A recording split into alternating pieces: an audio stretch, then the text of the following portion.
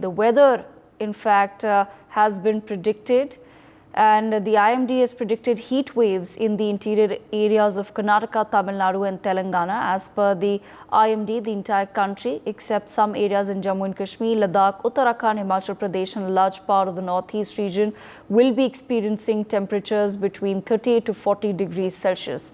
Doctors have advised people to stay indoors as much as possible and go out only when necessary. Doctors have further suggested sufficient hydration to keep oneself safe from heat strokes. My colleague Akshat has filed a ground report on the heat wave that is affecting different parts of the nation. Have a look.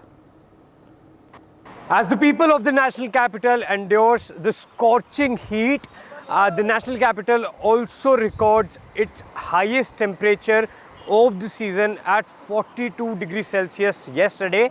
And remember, this comes just a day after it broke its own record of this season, recording a temperature of 41.1 degrees Celsius on Sunday, where of course the sweltering heat is actually being witnessed in the national capital. We come to you from the India Gate, and perhaps you can see that there is less crowd as of now in the morning, because it's usually a bustling place which is actually full with people who come to spend time here, but due to the prevailing heat wave like conditions in the national capital, very few people can be seen here. And of course when we talk about it, then the weather department has also forecasted that this kind of hot and humid temperature is going to be there for the next few days, and heat wave conditions will prevail in the isolated parts of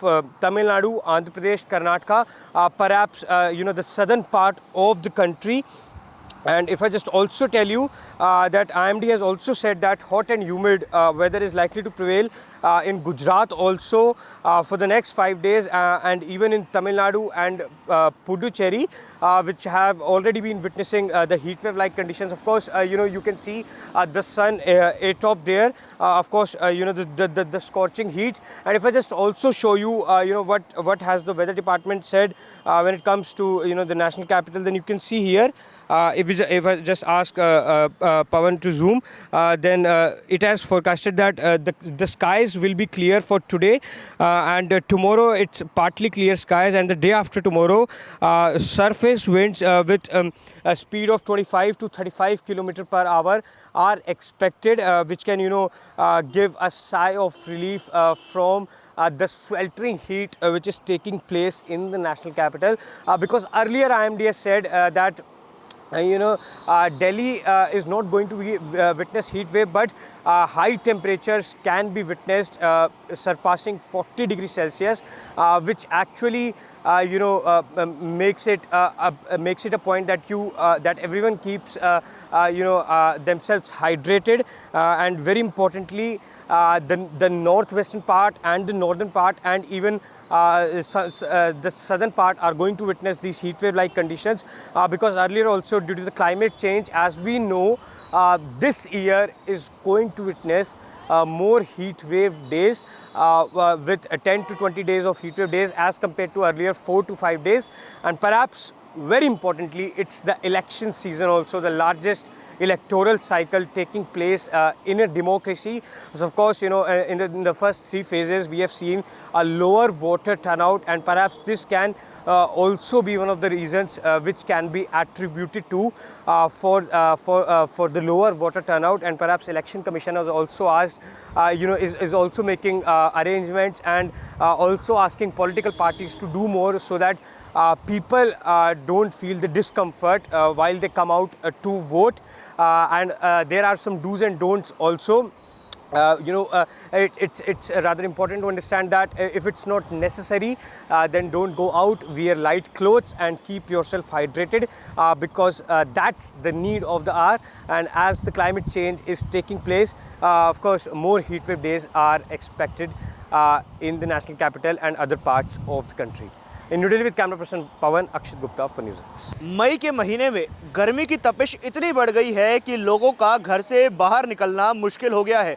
इस चिलचिलाती धूप में लोग परेशान हो रहे हैं, लोगों के पसीने छूटने शुरू हो गए हैं। हालांकि अप्रैल में ही ऐसे गर्मी पड़ने लग गई थी जैसे मई और जून का महीना हो, तो तभी ये कयास लगाया जा रहा था कि मई के महीने में आखिर लोगों की क्या हालत होने वाली है। और आपको बता दें कि जो रविवार का दिन था वो इस सीज़न का सबसे गर्म दिन था, जब पारा 41.2 डिग्री को छू गया था।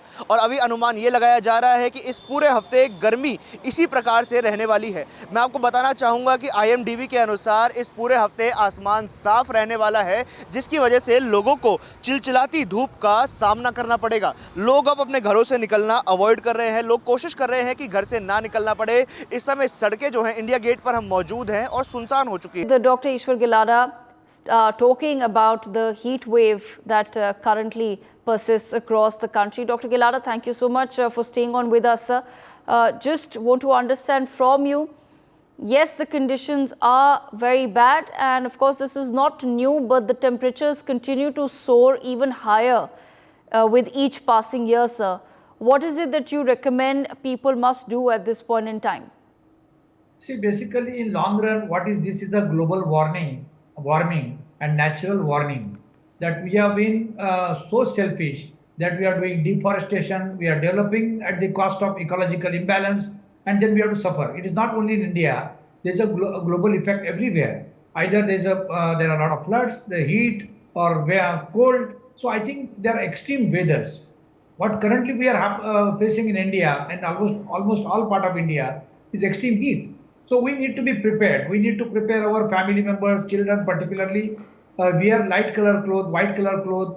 Don't go step out during the scorching sun. Try to cover your nose and mouth, because from where you breathe, and that breathing will be hot air. Try to cover even some part of the face. So I think, and keep your skin hydrated. Drink a lot of clean water. When you say drink a lot of water, means that has to be clean water. Carry your own bottle of water.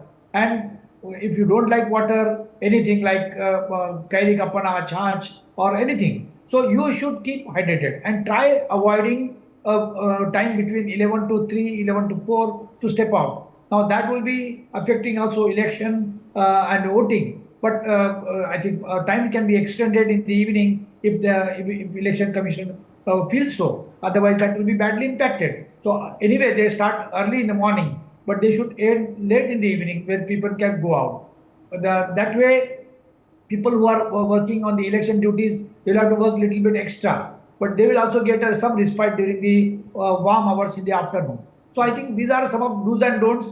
And if at all you get affected, because sometimes you get nausea, vomiting, dehydration, diarrhea, and you need to contact doctors and take the appropriate treatment. But basic do's and don'ts everybody should know. And in long run, we should not try to affect the ecological balance in any way, which is going to have an impact in next few years. So I think we should also consider our generation and next couple of generations. Otherwise, for our own generations, Aishwar's, we are creating such a kind of situation where people will be unhappy after 50 or maybe 100 years. For more such videos, subscribe to the NewsX YouTube channel, hit the bell icon.